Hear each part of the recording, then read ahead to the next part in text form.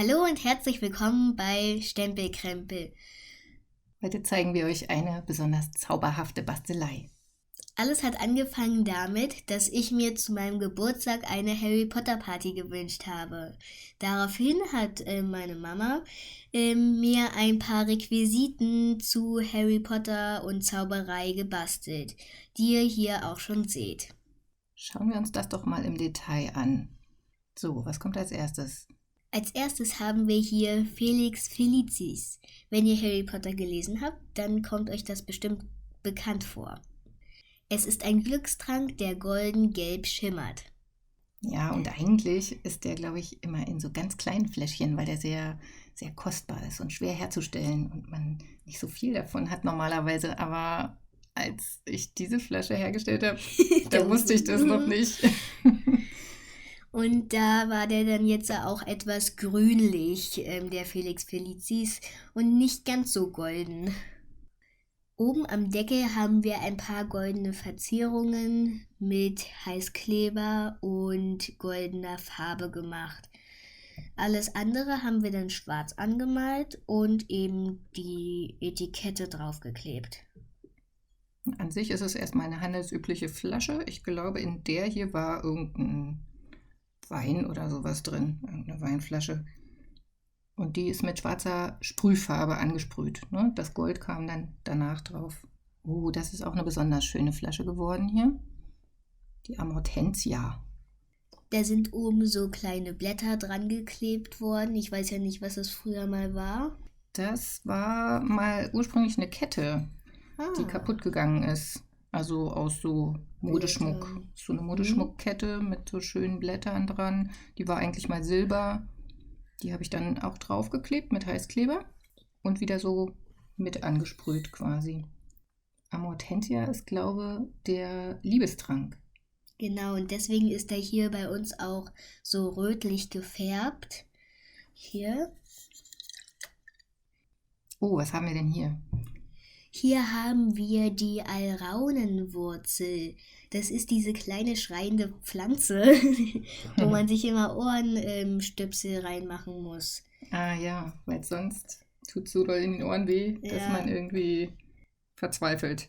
Und da sind so eine kleine, keine Ahnung, was hast du da denn eigentlich reingemacht? Ist das Ingwer?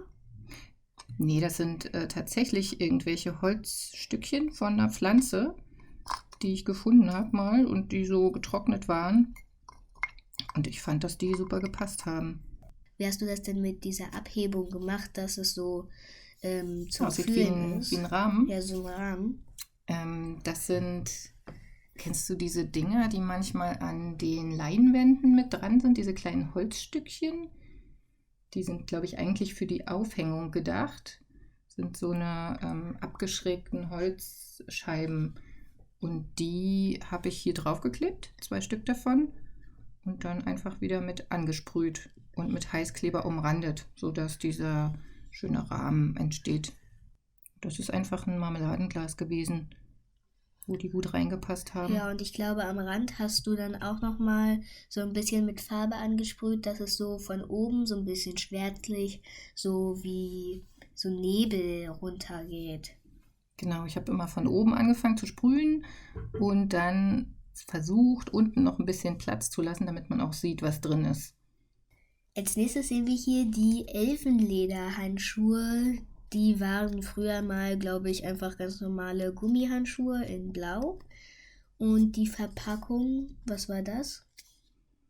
Ich glaube, da waren Washi-Tape-Rollen drin. Das ist so Washi-Tape. eine Plastikverpackung einfach. Ja, und dann hast du das angemalt einmal mit Schwarz und mit Gold. Na, wieder gesprüht, genau. Ja. Und oben finde ich sehr schön die Verzierung. Das ist so ein paar Blümchen sind drauf. Das finde ich an der Elfenlederverpackung am schönsten. Ja, das ist auch einfach so ein Schmuckteilchen für die Verzierung von Ecken. Und sag mal, weißt du noch, wofür wir die gebraucht haben? Ja, am Ende mussten wir einen Zaubertrank brauen und da war so ein Schneckenschleim oder so und den durften wir nicht anfassen, dann mussten wir die Elfenlederhandschuhe dafür anziehen. Genau.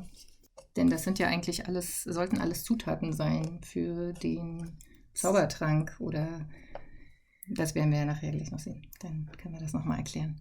Als nächstes haben wir hier ein sehr schönes Gefäß mit kleinen, achtbeinigen Freunden hier drin, die Ron nicht ganz so gut gefallen. Genau, das sind die phosphoreszierenden Spinnen.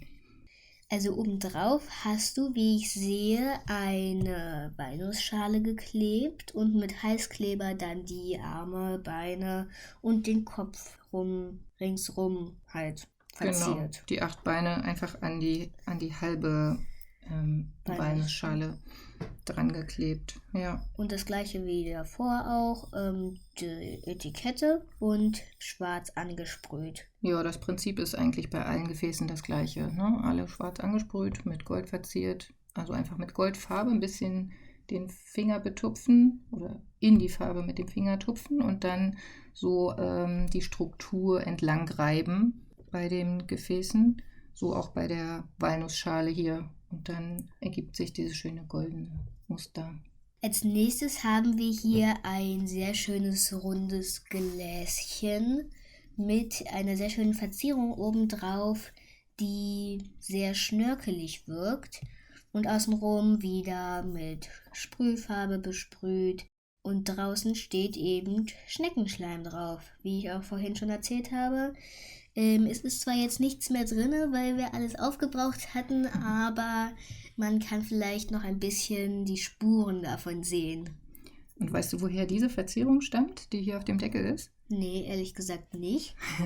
Dieses schöne runde Ornament, das war ursprünglich mal an einem Gürtel dran, den ich vor vielen, vielen Jahren mal hatte. Und als der kaputt gegangen ist, habe ich das aufgehoben, weil ich das so hübsch fand. Und dachte, irgendwann brauche ich das bestimmt nochmal für eine Bastelei. Und es bot sich so hervorragend an für dieses Gefäß. Da hat es so genau reingepasst in den Deckel. Und ich finde, es ist echt gut geworden. Hier haben wir das Veritaserum, das den Leuten die Wahrheit entlockt, falls man jemanden ausfragen will. Da ist, glaube ich, so Taschentuch rumgeklebt, das mit so ein bisschen Farbe angesprüht, sodass es dran hält. Und sonst ist es eigentlich die gleiche Verzierung wie sonst auch. Genau. Das ist eine alte Deo-Flasche. So eine kleine Sprühflasche. Okay, dann kommen wir auch schon zum nächsten. Und das sind die Einhorntränen. Die mag ich ganz besonders, weil die so schön lila sind. Und da hast du so eine Glitzerfarbe, glaube ich, reingemacht, dass die Tränen mit Wasser vermischt so schimmern. Genau, das ist eine Mischung aus, also eigentlich normales Wasser, dann ein Spritzer Lebensmittelfarbe reingemacht, lila offensichtlich. Und eben Glitzer. Und eben ein bisschen Glitzerspray dazugefügt. Und dann ergibt das so einen schönen Schimmer. Und das war eine Getränkeflasche, glaube ich, so eine ganz normale, oder? Ja, ich denke auch. Oh, das ist was Besonderes. Das ist nämlich Zentaurenhaar. Und Zentaurenhaar ist sehr steif, sagen wir es so. Ein bisschen drahtig, ja. Und hier drum hast du so eine Art Leder geschnürt und ein bisschen Stoff oben drauf gemacht. Das war eine ganz normale Apfelsaftflasche, glaube ich. Ja, Sirup war da drin. Die Haare sind tatsächlich aus Draht einfach gedreht. Ah, was ist hier drin? Hier drinne ist Phönixasche. Das heißt, ein Phönix ist zu alt, stirbt sozusagen. Und die Asche, die dann davon übrig bleibt, nennt man dann eben Phönixasche. Und die Asche, was war das jetzt im echten Leben, sagen wir so? Was da wirklich drin ist, meinst du? Ja, was da wirklich drin ist. In Wirklichkeit ist da Natron drin. Ah, Natron, das habt ihr bestimmt auch zu Hause, also könnt ihr das ganz einfach nachmachen mit Natron. Genau, das war nämlich eine Zutat für den Zaubertrank, der gebraut werden sollte. Also Drachen, die mag ich ja auch schon ganz gerne. Und das hier ist Drachenleder. Und das Drachenleder, das hat... Nee, Schuppen sind das. Drachenschuppen. Ach ja, Drachenschuppen. Drachenschuppenöl. Hast du da wirklich Öl mit so einem Drachenschuppen reingemacht? Na klar, den Drachen, den haben wir doch hier im Garten. Dem habe ich einfach ein paar Schuppen entlockt. Naja, in Wirklichkeit, also was hier drin ist, das ist eigentlich eine Schuhsohle von einem kaputten alten Schuh. Die ist so ein bisschen zerbröselt und dann haben wir hier einfach ein paar Brösel davon reingemacht. Und was ist das Öl hier drin? Ist es wirklich Öl? Nein, das ist nur Wasser. Fläschchen mit Korken sehen immer gleich viel cooler aus, finde ich. Und wenn man dann da noch so einen Strick drum bindet, dann hat das gleich noch etwas Geheimnisvolleres und Altes. Okay, wo wir schon mal bei den Drachen sind, wir haben hier ein Drachenei. Das ist, glaube ich, eigentlich so ein Osterei, was du mal einfach mit schwarzer Farbe besprüht und mit Heißkleber umwickelt, sozusagen mit den Heißkleberfaden umwickelt hast. Ja, wer es vielleicht noch kennt, früher gab es die ganz oft, diese Ostereier zum Aufmachen, in denen dann irgendwas drin war. Da war eigentlich so ein altes Bild, so eine alten Bildchen drauf von Osterhasen und Küken und so. Also eigentlich eher niedlich. Und reingetan hatte ich Nichts. den Pokal. Das Ach sollte ja. der Pokal des Trimagischen Turniers sein.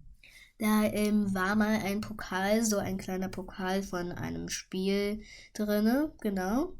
Und das war dann eben der Pokal des Trimagischen Turniers.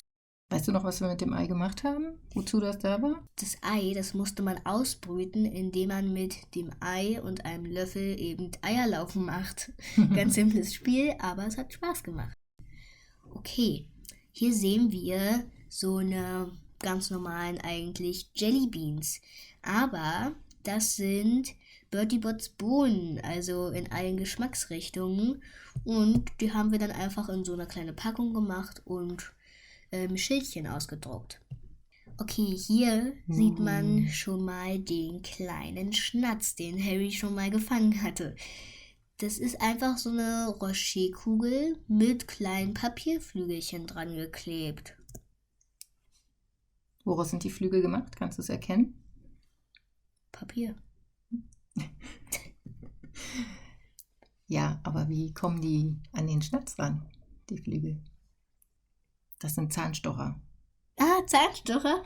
Ja, also an einen Zahnstocher, ich glaube an einen halben Zahnstocher habe ich immer ein bisschen Papier dran geklebt und dann so eingeschnitten, dass es aussieht wie Flügel. Okay, das hier sieht so aus wie so eine kleinen Zuckerkügelchen, die wir auch schon beim Backen für die Plätzchen benutzt haben. Ja, genau.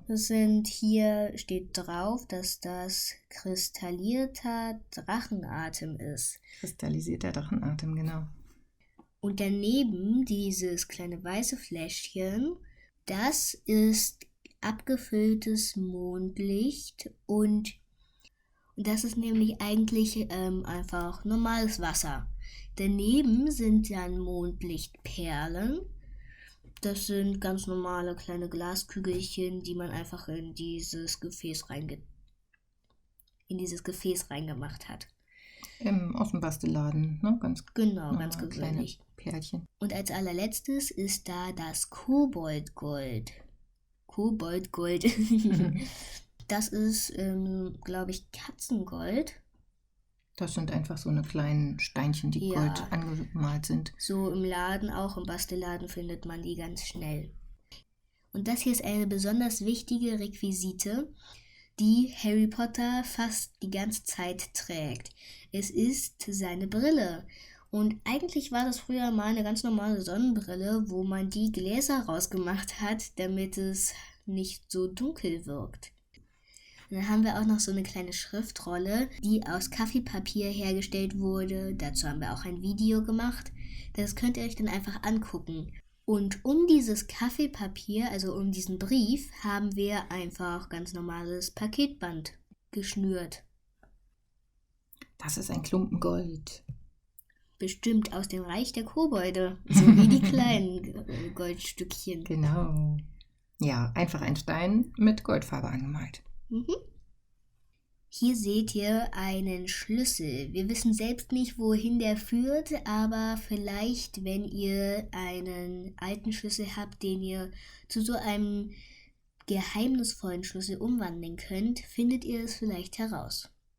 Das sind tolle zusätzliche Requisiten. Und das hier ist das Rezept für das magische Elixier, also für den Zaubertrank, den wir am Ende meiner Feier gebraut haben mit all diesen Zutaten, die ihr gerade gesehen habt.